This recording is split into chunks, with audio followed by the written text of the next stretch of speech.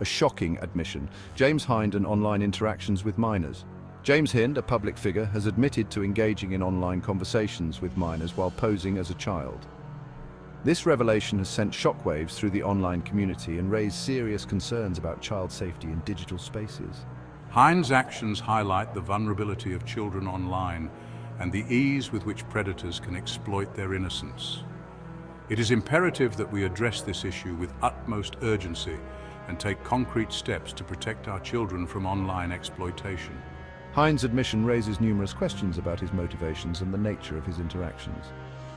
Why did he feel compelled to engage in such deceptive behavior? What was the purpose of his conversations with minors? These questions demand answers, and Hind has a moral and ethical obligation to provide them.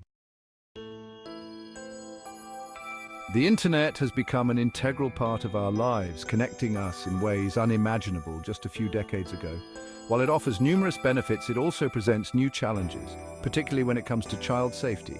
The anonymity of the internet makes it easier for predators to target children, often without raising suspicion. They can create fake profiles, misrepresent their age, and engage in conversations that groom children for exploitation.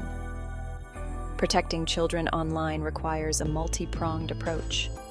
Parents, educators, and law enforcement agencies must work together to educate children about online safety, monitor their online activities, and report any suspicious behavior.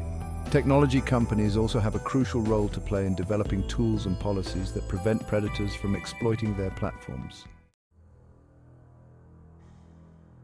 James Hind's decision to impersonate a child while interacting with minors online raises significant red flags. This behavior suggests a deliberate attempt to deceive and manipulate vulnerable individuals.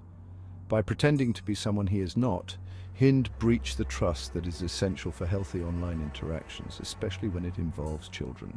The potential risks associated with Hind's actions are numerous and alarming. By posing as a child, he could have gained the trust of minors, making them more susceptible to sharing personal information or engaging in inappropriate conversations. He could have also exposed them to harmful content or used his position of influence to manipulate their thoughts and actions. In light of his admission, James Hind has a moral obligation to be completely transparent about his online interactions with minors. This includes disclosing the content of his conversations, the duration of his interactions, and the platforms he used. Such transparency is crucial for several reasons. First, it allows parents and guardians to assess whether their children have been exposed to any harm. Second, it helps law enforcement agencies investigate potential criminal activity. Third, it demonstrates Hind's commitment to accountability and his willingness to accept the consequences of his actions. James Hind's case underscores the urgent need for greater scrutiny of online interactions involving adults and minors. When public figures engage in such behavior, it warrants even greater attention due to their influence and reach. Their actions can normalize harmful behaviors and make it more difficult for victims to come forward. Hind's refusal to disclose the content of his conversations only amplifies concerns about his motives and the potential harm he may have caused. By withholding this information, he perpetuates a culture of secrecy and undermines efforts to protect children online. Full disclosure, on the other hand, would demonstrate his commitment to transparency and accountability. James Hind's actions serve as a stark reminder that child safety must be our top priority, both online and offline. We must remain vigilant, educate ourselves about the risks children face in the digital world, and advocate for policies that protect their well-being. Public figures like James Hind have a particular responsibility to uphold the trust placed in them.